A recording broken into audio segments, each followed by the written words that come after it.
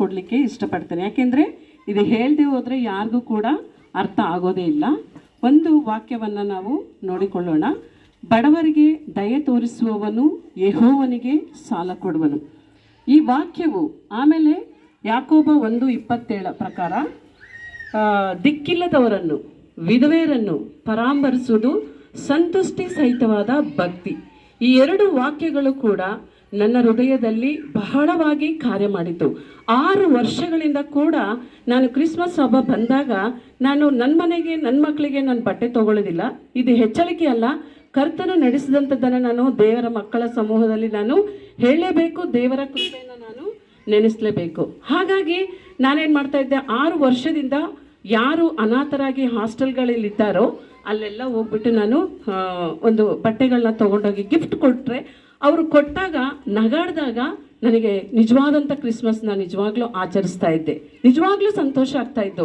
ನಮ್ಮ ಮನೆಯವರು ನಾವು ಎಲ್ಲರೂ ಕೂಡ ಈ ಸೇವೆಯಲ್ಲಿ 6 ವರ್ಷದಿಂದ ನಾವು ಮಾಡ್ತಾ ಬಂದ್ವಿ. ಅದೇ ರೀತಿಯಲ್ಲಿ 2 ವರ್ಷಗಳಿಂದ ಈ ವಾಕ್ಯದೊಟ್ಟಿಗೆ ನನ್ನೊಟ್ಟಿಗೆ ಮಾತನಾಡಿ ಎಲ್ಲೆಲ್ಲಿ ವಿಧವೆಯರಿದ್ದಾರೋ, ಎಲ್ಲೆಲ್ಲಿ ರಸ್ತೆ ಬದಿಯಲ್ಲಿ ನಿರ್ಗತಿಕರಾಗಿದ್ದಾರೋ ಅಲ್ಲಿ ಮತ್ತು ಅನಾಥರಾಗಿರುವಂಥ ಪ್ರತಿ ಮಕ್ಕಳ ಮಧ್ಯದಲ್ಲಿ ನಾನು ಸೇವೆ ಮಾಡಬೇಕೆಂಬುದಾಗಿ ದೇವರು, ಏಕೆಂದರೆ ಇದೊಂದು ವಾಕ್ಯವನ್ನು ನೋಡ್ಕೊಳ್ಳೋಣ. ಯೋಹಾನನ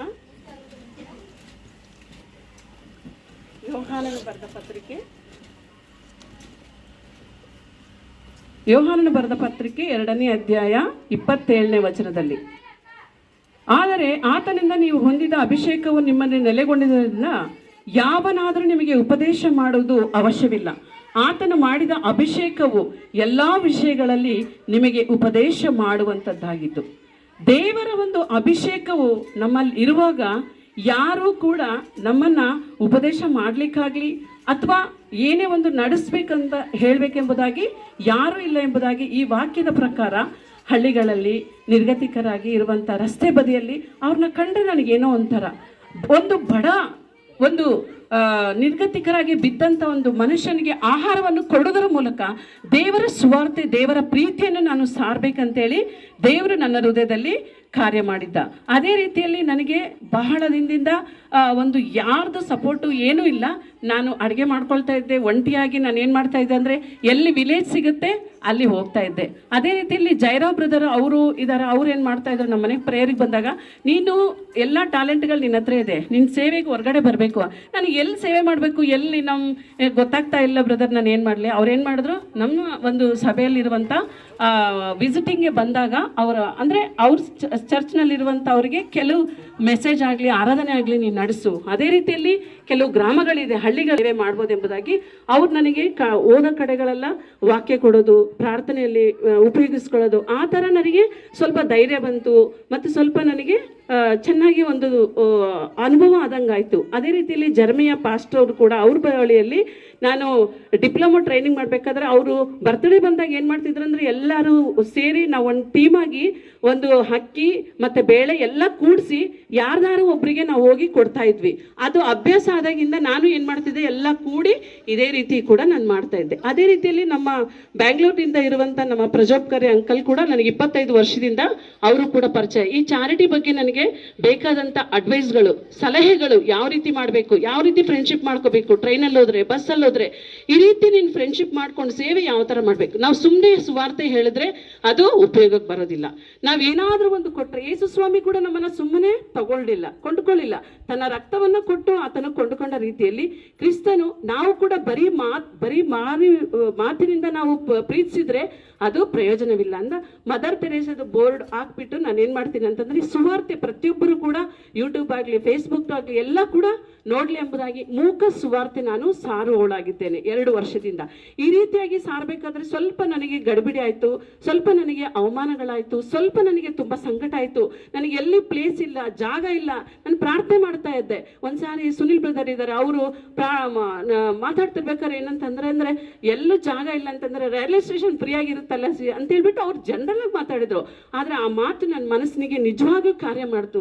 ದೇವರೇ, ನನಗೆ ಯಾವುದು ಸ್ಥಳ ಇಲ್ಲಪ್ಪ, ಎಲ್ಲಿ ಮಾಡಬೇಕು ನನ್ನ ಸೇವೆ ಅಂತ ರೈಲ್ವೆ ಸ್ಟೇಷನಲ್ಲಿ ಹೋಗಿ ಕಣ್ಣೀರಿನಿಂದ ಪ್ರಾರ್ಥಿಸಿ ಭಾವಿಸಿ ದುಃಖದಿಂದ ನಾನು ಅನಾಥ ಮಕ್ಕಳಿಗೆ ನಿಜವಾಗ್ಲಿ ಅವರಿಗೆ ಆ ಒಂದು ಆಹಾರವನ್ನು ತಯಾರಿಸುವಾಗ ನನ್ನ ಕುಟುಂಬ, ನನ್ನ ಮಕ್ಕಳು ಎಲ್ಲ ಕೂಡ ಸಹಾಯ ಮಾಡಿ ಅವರಿಗೆ ನಾನು ಸೇವೆ ಸಲ್ಲಿಸಿ ಊಟ ಕೊಟ್ಟು ನಾನು ಇದು ಮಾಡ್ತಾ ಇದ್ದೆ. ತುಂಬ ಜನರು ಪಾಸ್ಟ್ರು, ಲೀಡರ್ಸು ಇದರಿಂದ ನನಗೆ ತುಂಬ ಪರಿಚಯ ಆದರು. ತುಂಬ ಜನಗಳು ನನಗೆ ಗೌರವ ಕೊಡಲಿಕ್ಕೆ ಸ್ಟಾರ್ಟ್ ಮಾಡಿದ್ರು. ಅದೇ ರೀತಿಯಲ್ಲಿ ಅದಾದಮೇಲೆ ಮತ್ತೆ ನಮ್ಮ ಅಂಕಲ್ ಕೂಡ ಸ್ವಲ್ಪ ಅಡ್ವೈಸು ಎಲ್ಲ ಕೊಟ್ಟು ಅದಕ್ಕೆ ಸಪೋರ್ಟ್ ಮಾಡ್ತಾ ಬಂದರು. ನನಗೆ ಫೈನಾನ್ಷಿಯಲ್ ಆಗಲಿ ಮತ್ತು ಗೈಡೆನ್ಸ್ ಆಗಲಿ, ಧೈರ್ಯ ಆಗಲಿ, ಪ್ರತಿ ವಿಷಯದಲ್ಲಿ ನನಗೆ ಸಹಾಯ ಮಾಡ್ತಾ ಬಂದರು. ಈ ರೀತಿ ಮತ್ತು ನಮ್ಮ ತಂದೆ ತಾಯಿಗಳು, ನಮ್ಮ ತಾಯಿ ಯಾರೇ ಒಂದು ಹಸುವಿನಿಂದ ಬಂದರೂ ಕೂಡ ಹೊರಗಡೆ ಅದೇ ರೀತಿಯಾಗಿ ಕಳಿಸೋದಿಲ್ಲ. ಈ ರೀತಿಯಾಗಿ ನಮ್ಮ ತಂದೆ ಕಲ್ತ್ಕೊಂಡಂಥ ಒಂದು ಆಹಾರವನ್ನು ಕೊಟ್ಟಾಗ ನಾವು ದೇವರಿಗೆ ಕೊಟ್ಟಂಗೆ ಬಂದು ನನಗೆ ಕೊಟ್ಟಿದ್ರ ಅಂತ ಆ ವಾಕ್ಯದ ಮೂಲಕ ಎಲ್ಲ ದೇವರು ನನ್ನನ್ನು ನಡೆಸಿ ಈ ರೀತಿಯಾಗಿ ನಾನು ಪ್ರಾರ್ಥನೆ ಮಾಡಬೇಕಾದ್ರೆ ಏನಾಯ್ತಂದರೆ ರೈಲ್ವೆ ಸ್ಟೇಷನಲ್ಲಿ ಕೊಟ್ಟು ಮತ್ತು ನಾಗಶೆಟ್ಟಿ ಕೊಪ್ಪದಲ್ಲಿ ಎಲ್ಲ ವಿಲೇಜ್ಗಳು, ಸ್ಲಮ್ ಏರಿಯಾದಲ್ಲಿ ಎಷ್ಟೋ ದೂರಗಳು ಹೋಗ್ತಾ ಇದ್ದೆ. ಗಾಂಧಿವಾಡ ಇಲ್ಲೆಲ್ಲ ಸಭೆಗಳಿದೆ. ಸಭೆಗಳು ಇಲ್ಲದೇ ಇರುವಂಥ ಸ್ಥಳದಲ್ಲಿ ಸೇವೆ ಎಲ್ಲಿ ಅವಶ್ಯಕತೆ ಅಲ್ಲಿ ಹೋಗ್ಬೇಕಂತೇಳಿ ಮಾಡ್ತಾ ಇದ್ದೆ. ಅವಾಗ ಒಂದು ದಿನ ದೇವರೇ ನನಗೆ ಒಂದು ಸ್ಥಳ ಬೇಕು ಅಂತ ನಾನು ಪ್ರಾರ್ಥನೆ ಮಾಡಿ ಹೇಳಿದ್ರೆ 50,000 ಈ ಥರ ಎಲ್ಲ ಜಾಸ್ತಿ ಹೇಳ್ತಾ ಇದ್ರು. ನಾನು ಪ್ರಾರ್ಥನೆ ಮಾಡಿ ಮಾಡಿ ಮಾಡಿ ಹೇಳ್ತಾ ಇದ್ದೆ. ಅವಾಗ ನನಗೇನು ಅನ್ನಿಸ್ತು, ನಮ್ಮ ಅತ್ತೆಯವರಿಗೆ ನಾನು ಕೇಳಿದೆ ಏನಂತಂದರೆ, ಇಲ್ಲಿರುವಂಥ ಈ ಸ್ಥಳವನ್ನು ನಾನು ಒಂದು ಅಡುಗೆ ಮಾಡಲಿಕ್ಕೆ ನಾನು ಮಾಡ್ಕೊಳ್ತೀನಿ ಅಂತ ಹೇಳ್ಬಿಟ್ಟು.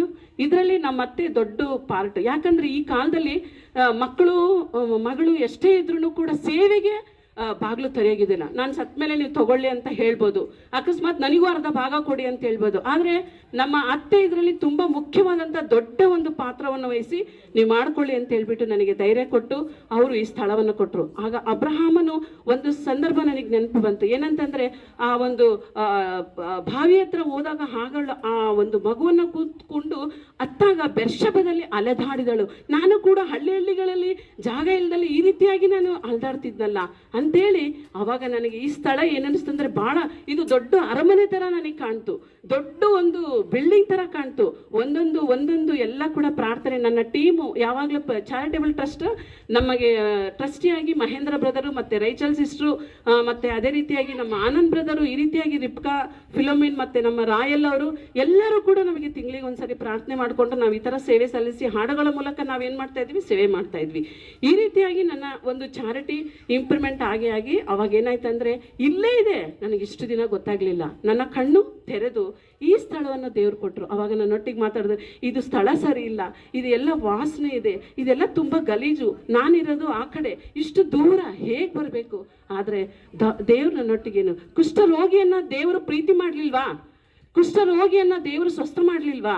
ನೀನು ಈ ಒಂದು ಸ್ಥಳವನ್ನು ನೀನು ಮಾಡಬೇಕಂದ್ರೆ, ನನ್ನ ಪ್ರೀತಿ ಸಾರಬೇಕಂದ್ರೆ ನೀನು ಎಂಥ ಸ್ಥಳ ಆದರೂ, ಆಗ ದೇವರು ನನಗೆ ಕೊಟ್ಟಂಥ ಆಲೋಚನೆ, ಇದು ಕೆಸರು ಅಂತ ಗೊತ್ತಾಗ್ತಾ ಇಲ್ಲ, ಇದು ದೂರ ಅಂತಲೂ ಗೊತ್ತಾಗ್ತಾ ಇಲ್ಲ. ನನ್ನ ಮಕ್ಕಳು ಇವಾಗ ಬ್ಯಾಂಗ್ಳೂರಿನಲ್ಲೇ 3 ಜನ ಇರೋದ್ರಿಂದ ನಾನು ಒಂಟಿ ಆದೆ, ನಮ್ಮ ಮನೆಯವ್ರು ಕೆಲ್ಸಕ್ಕೆ ಹೋಗ್ತಾ ಇದ್ದಾರೆ. ಹಾಗಾಗಿ ನನಗೆ ಸ್ಥಳ ಇಲ್ಲ. ಇಲ್ಲೇ ಒಂದು ಸ್ಥಳ ಮಾಡಿಕೊಂಡು ನಾನು ಅಡುಗೆ ಮಾಡಿಕೊಂಡು ಜಸ್ಟ್ ನನಗೆ ಇದು ಅವಕಾಶ ಆಯಿತು ನನಗೆ ಸಿಗಲಿಕ್ಕೆ ಅಂತ ನಾನು ಬಹಳ ದೇವರಿಗೆ ಕೃತಜ್ಞತೆ ಸಲ್ಲಿಸಿ ಈ ಒಂದು ಸಂತೋಷ ಹಂಚ್ಕೊಳ್ಳಿಕ್ಕೆ ನಾನು ಭಾಳ ದಿನದಿಂದ ಎಲ್ಲಿ ನಾನು ನಮ್ಮ ಸಭೆಯನ್ನು ಕರಿಬೇಕು, ನಾನು ಯಾವ ರೀತಿ ಹೇಳ್ಕೋಬೇಕಂದ್ರೆ ನನಗೆ ಪ್ಲೇಸ್ ಇಲ್ಲ. ನನ್ನ ಅಪಾರ್ಟ್ಮೆಂಟಲ್ಲಿ ಆಗೋದಿಲ್ಲ, ಅದು ಹಾಗೆಲ್ಲ ಮಾಡ್ಲಿಕ್ಕೆ ಆಗೋದಿಲ್ಲ. ಅವರೆಲ್ಲ ಸ್ವಲ್ಪ ಹೈಫೈ, ಸ್ವಲ್ಪ ಎಲ್ಲ ಚೆನ್ನಾಗಿ ಓದ್ಕೊಂಡು ಇದ್ದಾರೆ. ಇಂಥ ಸೇವೆಗಳು ನಡೆಯೋದಿಲ್ಲ. ಹಾಗಾಗಿ ನನಗೆ ದೇವ್ರು ಕೊಟ್ಟಂಥ ಈ ಒಂದು ಅವಕಾಶ, ಈ ಒಂದು ಸೇವೆಗಾಗಿ ನನ್ನ ಸಭೆಯನ್ನು ಪ್ರೀತಿಯಿಂದ ನಾನು ರಿಕ್ವೆಸ್ಟ್ ಮಾಡಿಕೊಂಡಾಗ ನನ್ನ ಸಭೆ ಎಷ್ಟೋ ಪ್ರೀತಿ ಮಾಡಿ ನನಗೆ ಪ್ರಾರ್ಥಿಸಿ, ನನಗೋಸ್ಕರ ಪ್ರಾರ್ಥಿಸಿ, ನನ್ನನ್ನು ಅನಾರೋಗ್ಯ ಪರಿಸ್ಥಿತಿಯಲ್ಲಿ ಎಷ್ಟೇ ಆತಂಕಗಳು ಬಂದರೂ ಕೂಡ ನನ್ನ ಜೊತೆಗೆ ಸಹಕಾರ ಮಾಡಿ, ನನ್ನ ಪ್ರೇಯರ್ ಟೀಮ್ ಕೂಡ ನನ್ನೊಟ್ಟಿಗೆ ಸಹಾಯ ಮಾಡಿ ಎಷ್ಟೋ ಮಂದಿ ಇದಕ್ಕೆಲ್ಲ ಸಹಾಯ ಮಾಡಿದ್ದಾರೆ. ಅಷ್ಟೇ ಅಲ್ಲದೆ ನಮ್ಮ ಫ್ರಾನ್ಸಿಸ್ ಬ್ರದರ್ ಪ್ರೇಯರ್ ಆಲ್ಟರ್ ಅವರು ವಿಶೇಷವಾಗಿ ಏನಂತಂದರೆ, ಅವರು ಒಬ್ಬರು ಬ್ರದರ್ ನನಗೆ ಪರಿಚಯ ಮಾಡಿಕೊಟ್ರು. ಅವರು ಫೋನ್ ಮಾಡಿದ ತಕ್ಷಣ ಎಲ್ಲಿದ್ದರೂ ಕೂಡ ಅವರು ಬಂದುಬಿಟ್ಟು ನನಗೆ ಅನಾರೋಗ್ಯ ಆಗಲಿ ಏನೇ ಆಗಲಿ ನನ್ನ ಚಾರಿಟಿಗೆ ಬೇಕಾದಂಥ ಸಹಾಯ ಸಪೋರ್ಟು ಅವರು ಕೂಡ ನನಗೆ ಮಾಡಿ, ಅವ್ರು ಏನು ಮಾಡಿದ್ದಾರೆ ಅಂತಂದರೆ, ಪ್ರತಿ ಸಲ ಇದು ರಿಪೇರಿ ಆಗಬೇಕಾದ್ರೆ, ಪ್ರತಿ ಸರಿ ಇದು ಮಾಡಬೇಕಂದ್ರೆ, ಪ್ರತಿ ಪ್ಲಂಬರ್ ಆಗಲಿ ಎಲ್ಲ ವಿಷಯದಲ್ಲಿ ನನಗೆ ಅವರು ಸಹಾಯ ಮಾಡಿದರು. ನನ್ನ ಸಭೆ ಕೂಡ ಮತ್ತು ಸೂರಜ ನನಗೆ ಕೇಳಿದೆ, ಸಂಪತ್ತ ನನಗೆ ಕೇಳಿದೆ, ಅಣ್ಣ ನನಗೆ ಪ್ಲಂಬರ್ ಅವರು ಬರ್ತಾ ಇಲ್ಲ, ಯಾರೂ ಸಿಗ್ತಾ ಇಲ್ಲ. ಅಕ್ಕ ಶ್ರೀನ ನನಗೆ ಕೇಳು ಅವ್ರು ಕೊಡ್ತಾರಂದ್ರ. ತಕ್ಷಣ ಅವ್ರಿಗೆ ಕಾಲ್ ಮಾಡಿದೆ. ತಕ್ಷಣ ನಾನು ಎಷ್ಟೋ ದಿನಗಳಿಂದ ದೂರ ಎಲ್ಲ ಜಾಸ್ತಿ ರೇಟ್ ಕೇಳ್ತಾ ಇದ್ರು.